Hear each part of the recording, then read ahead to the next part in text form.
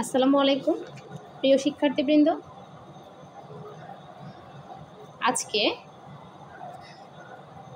তোমাদের জন্য 155 পৃষ্ঠার তোমাদের ষষ্ঠ শ্রেণীর অভিজ্ঞতা 7-এর কিছু বীজগাণিতিক সমাধান নিয়ে আসছি। 155 পৃষ্ঠা। 155 পৃষ্ঠায় আমরা দেখতে পাচ্ছি 155 পৃষ্ঠার একদম নিচে জোড়ায় কাজটা তো বুঝিয়ে দেওয়া হয়েছে। জোড়ায় কাজ এরপরে একক কাজ। একক কাজ তো বুঝতেই পারতেছো, ব্যক্তিগত নিজে করব। আমরা দেখি আমাদের কি বলছে। নিচের ছকে প্রদত্ত বর্ণনাগুলো যৌক্তিক ব্যাখ্যা সহ বীজগাণিতিক রাশির মাধ্যমে প্রকাশ করে। প্রদত্ত বর্ণনা এখানে প্রদত্ত বর্ণনা দেওয়া আছে, দেখো ছক আকারে সুন্দর করে ক্রমিক নম্বর, এখানে কয়টা বর্ণনা আছে, তারপর হচ্ছে বীজগাণিতিক রাশি যৌক্তিক ব্যাখ্যা, বীজগাণিতিক রাশির মাধ্যমে এদেরকে আমরা প্রকাশ করব, তারপরে যৌক্তিক ব্যাখ্যা দেব। এবার আসো, বীজগাণিতিক রাশির সংজ্ঞাটা তো আমরা জানছি। বীজগাণিতিক রাশি হতে হলে অবশ্যই আমার এক বা একাধিক চলক থাকতে হবে, প্রক্রিয়া চিহ্ন থাকতে হবে।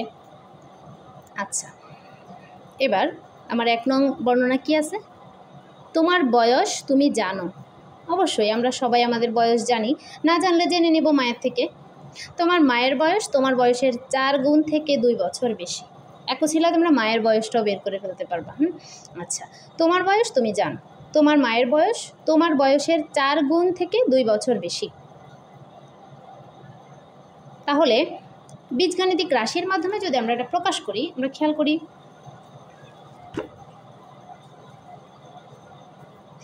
বীজগাণিতিক রাশিতে যদি দেই, মনে করি আমার বয়স কত,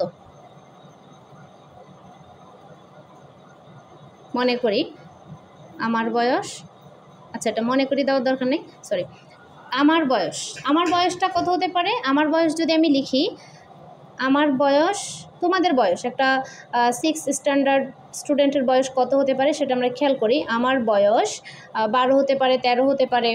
আচ্ছা, আমরা যদি দেই 12, যেহেতু অনেকেই এখন প্লে নার্সারি পড়ে আসে, তো সেক্ষেত্রে আমরা দিই আমার বয়স 12। আচ্ছা, দিলাম আমার বয়স 12 বছর। এখন বয়স আমারটা যদি 12 বছর হয়, এটা হচ্ছে আমার বীজগাণিতিক রাশি। আমরা রাশিটা ধরি, এটা আমরা অবশ্যই রাশির ঘরে লিখব, বইয়ে তো জায়গা হবে না। আমার বয়স 12 বছর। তাহলে তোমার মায়ের বয়স তোমার বয়সের 4 গুণ থেকে 2 বছর বেশি। তাহলে আমার বয়সের 4 গুণ কত হতে পারে? 12-এর 4 গুণ। আচ্ছা, আমরা ইংলিশে লিখি যেহেতু বীজগাণিতিক। আচ্ছা, 12 × 4। আমার বয়সের 4 গুণ কত হতে পারে? 4 × 12 48। তাহলে 48-এর সাথে আবার কী হবে? 2 যোগ হবে। তাহলে 48-এর সাথে 2 যোগ হলে হবে 48 + 2 = কত হলো? 15। তাহলে আমার মায়ের বয়স 50 বছর। আমার বয়স যদি 12 বছর হয়, আমার বয়সের 4 গুণ হচ্ছে কত? 48 বছর। তার সাথে আরও 2 বেশি, তাহলে বেশি অবশ্যই যোগ হবে। এটা তো আমরা 3, 4, ইভেন 1, 2 আমরা করছি, বেশি হলে যোগ, কম হলে বিয়োগ। তাহলে আমার বয়স 4 গুণ থেকে 2 বছর বেশি, তাহলে 4 গুণ হলে 48 বছর হয়, আর তার থেকে আরও 2 বছর বেশি 50 বছর। তাহলে সুতরাং মায়ের বয়স 50 বছর। এখন এখানে মায়ের বয়স বের করে ফেললাম। তো এক্ষেত্রে আমাদের যৌক্তিক ব্যাখ্যায় আসো। যৌক্তিক ব্যাখ্যায় যদি আমরা যাই, যৌক্তিক ব্যাখ্যাটা আমরা কিভাবে দিব? এটা আমার এবার আসো, এটা বীজগাণিতিক রাশি হয়েছে কিনা। আমাকে তো বলছে বীজগাণিতিক রাশি মাধ্যমে প্রকাশ করে আবার যৌক্তিক ব্যাখ্যা। এখন আমি কি এটাকে বীজগাণিতিক রাশি ধরতে পারি? বলো, যেখানে বলা হয়েছে তোমার বয়স তুমি জানো, তাহলে এখানে আমার বয়সও আমি জানি, আর আমার বয়সের পরে তো আমার বয়স যেহেতু জানি, তাহলে তো মায়ের বয়সটা সুন্দর মতো বেরিয়ে গেছে, একটা সঠিক উত্তর। এখানে কোনো চলক নাই, এই 50-এর সাথে কোনো চলক নাই, তাহলে এটা একটা পাটিগণিতীয় সমস্যা বা পাটিগণিতীয় সমস্যা ছিল। যেটা আমরা জানি, পাটিগণিতীয় সমস্যায় আমাদের কখনো অজানা কিছু থাকে না, বীজগাণিতীয় রাশিতে অবশ্যই অজানা কিছু থাকে। তাহলে এটা বীজগাণিতিক রাশি নয়। এটা কি? বীজগাণিতিক রাশি নয়। অবশ্যই লিখে দিব, বীজগাণিতিক রাশি নয়। এবার যৌক্তিক ব্যাখ্যা, কেন এটা বীজগাণিতিক রাশি নয়? অবশ্যই যুক্তি দিতে হবে। তাহলে যুক্তিটা হচ্ছে বীজগাণিতিক রাশি হবে না, কারণ বীজগাণিতিক রাশি না হওয়ার একটাই কারণ, এতে কোনো অজানা রাশি নেই। এতে কোনো অজানা রাশি বা চলক, দিতে পারি দুইটা কথা, অজানা রাশি বা চলক নেই। চলক না থাকার কারণে আমার এখানে এটা উত্তরটাতে আমি খুব সহজে বের করে ফেলতে পারছি। এবার আসো আমরা দ্বিতীয়, এটা তো গেছে 1 নং, এবার আমরা 2 নং বর্ণনাতে যাই। 2 নং বর্ণনাটা কি আমরা একটু আগে 2 নং বর্ণনাটা পড়ব। 1 কেজি চালের মূল্য 1 কেজি ডালের মূল্য অপেক্ষা 30 টাকা কম। 1 কেজি চালের মূল্য 1 কেজি ডালের মূল্য অপেক্ষা 30 টাকা কম। এখন আসো, তাহলে 1 কেজি চালের মূল্য কত? আমরা তো সেটাই জানি না। হয়তো বাজার ঘুরলে আমরা জানবো, কিন্তু আমরা তো বাজারে যাব না চালের মূল্য জানার জন্য এখন, তাহলে এটা আমরা জানি না। তাহলে এবার আমাদের এটা মনে করতে হবে, ধরে নিতে হবে। আমি ধরি অথবা মনে করি, যে কোনো কিছু লিখতে পারি, মনে করি অথবা ধরি কমা। এবার 1 কেজি চালের মূল্য আমি এখানে লিখতে পারি x টাকা, y টাকা, z টাকা, p টাকা, q টাকা, যে কোনো কিছু। মনে করি 1 কেজি চালের মূল্য আমি লিখলাম x টাকা।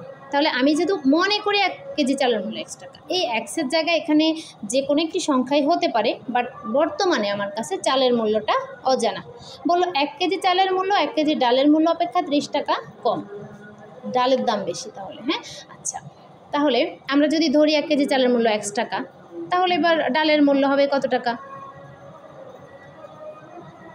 সরি, এটা ডালের মূল্য। 1 কেজি চালের মূল্য তো 1 কেজি ডালের মূল্য অপেক্ষায় 30 টাকা কম। তাহলে আগে ডালের মূল্য বের করতে হবে। সরি, 1 কেজি ডালের মূল্য x টাকা। তাহলে ডালের মূল্যটা যদি আমরা আগে বের করি, জানি না যেহেতু, এটা আমরা ধরে নিলাম 1 কেজি ডালের মূল্য x টাকা।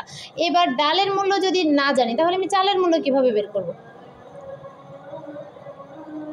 তাহলে ডালের মূল্য ধরে নিলাম x টাকা। এবার x থেকে চালের মূল্য কিভাবে বেরোবে? 30 টাকা কম। তাহলে আমি যেহেতু ধরছি ডালের মূল্য x টাকা, তার মানে x থেকে 30 টাকা কম হবে চালের মূল্য। 1 কেজি চালের মূল্য কি হলো? x minus 30। এখন দেখো, তাহলে আমার x মাইনাস 30, এখন কি আমি এখানে কোনো হিসাব বের করতে পারবো?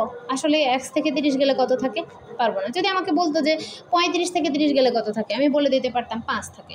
আর আমি যেহেতু ডালের মূল্যই জানি না, তাহলে চালের মূল্যও তো আমি জানবো না। তাহলে এখানে আমার এটা কিন্তু বীজগণিতীয় রাশি বটে, এটাতে অজানা রাশি আছে। আমি লিখবো সুতরাং রাশিটি বীজগণিতীয় রাশি বা রাশিটি বীজগাণিতিক রাশি।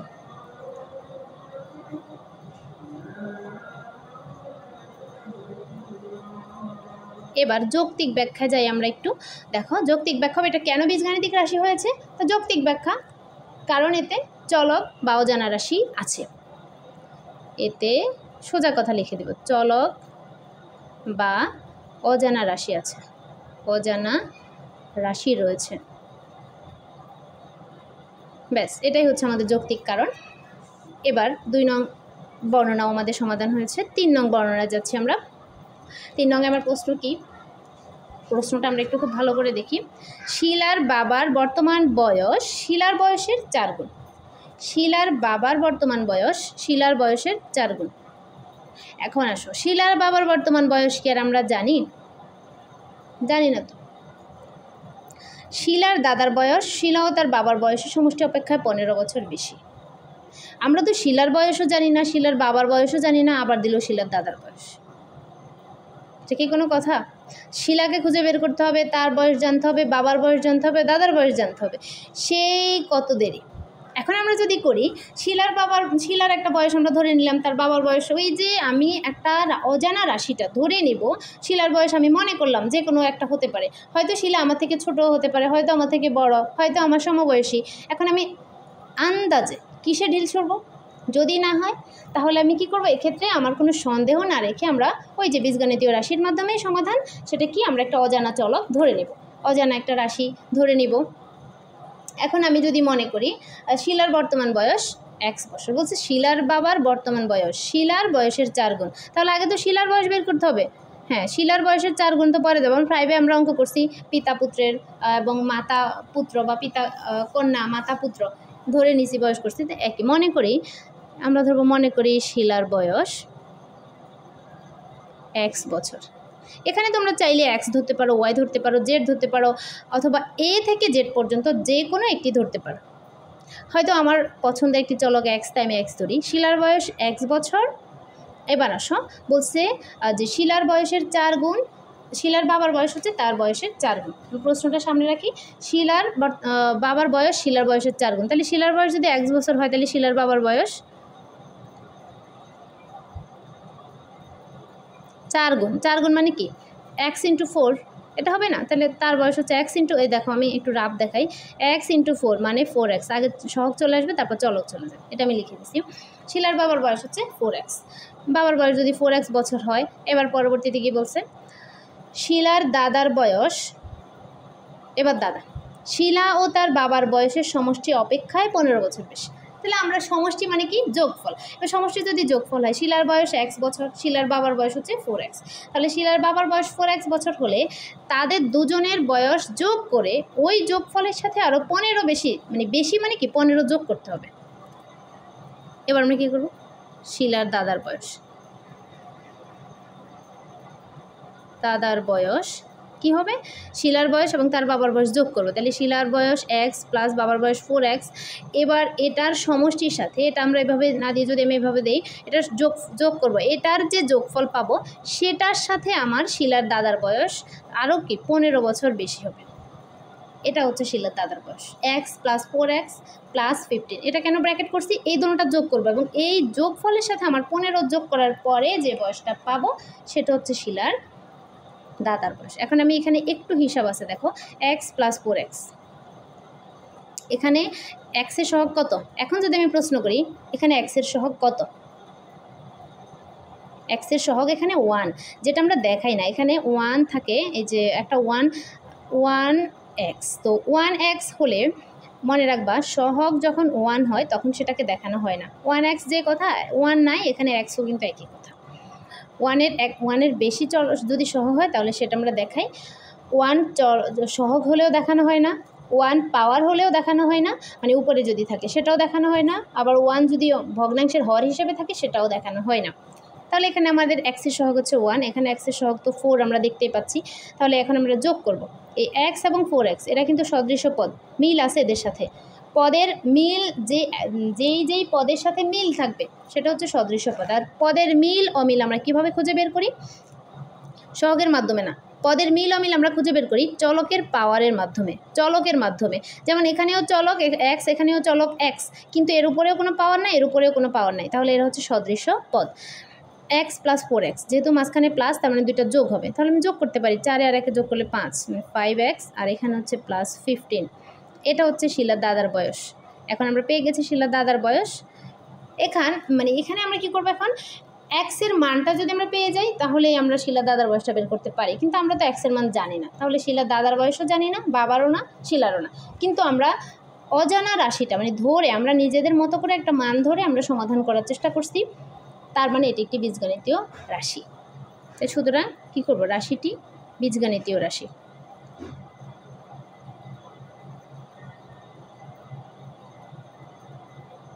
রাশিটি যদি বীজগণিতীয় রাশি হয় তাহলে আমাদের যৌক্তিক ব্যাখ্যাটা কি দাঁড়াচ্ছে, যৌক্তিক ব্যাখ্যা অবশ্যই আমরা সুন্দর করে দিতে পারি, এটা তো রাশি তাহলে আগেরটার মতো হুবহুব যেভাবে দিছি, এতে চলক বা অজানা রাশি রয়েছে, যৌক্তিক ব্যাখ্যা এতে চলক বা অজানা রাশি রয়েছে।